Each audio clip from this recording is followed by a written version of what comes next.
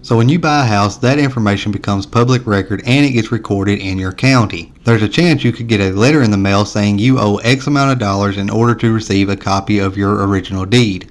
That is a big red flag because that is definitely a scam, and it's one of the more common ones.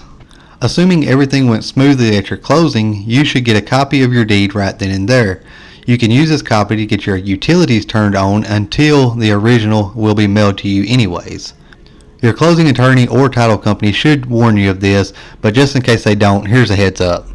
Here's another one that almost got me, and I do real estate for a living. You should see a picture of it on your screen right now. This is a letter I got in the mail, and it looks like it's from my mortgage company. The letter says final notice on it, but as far as I know, I'm not behind on anything.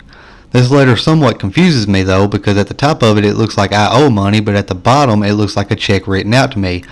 Luckily, due to the position that I'm in, I have a relationship with the lady I got my mortgage from. I called her up on my cell phone because this was like 9:30 at night, and she actually happened to answer. Told her what was going on, and as soon as I told her what I had, she told me it was a scam right away, and I'm not the only one who received it. So just a heads up on this one as well. The last scam I'm going to tell you about is just blatant fraud. What will happen is someone will pretend to be a government entity or something along those lines and try to collect your private information such as your social security number enough to be able to steal your identity. They will then steal the identity of another person, transfer your title, and then can take ownership of your home.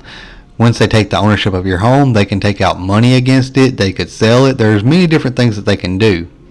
There aren't many options to protect yourself from this, but there are a few. Firstly, be sure you get title insurance when you close on your property once you buy it.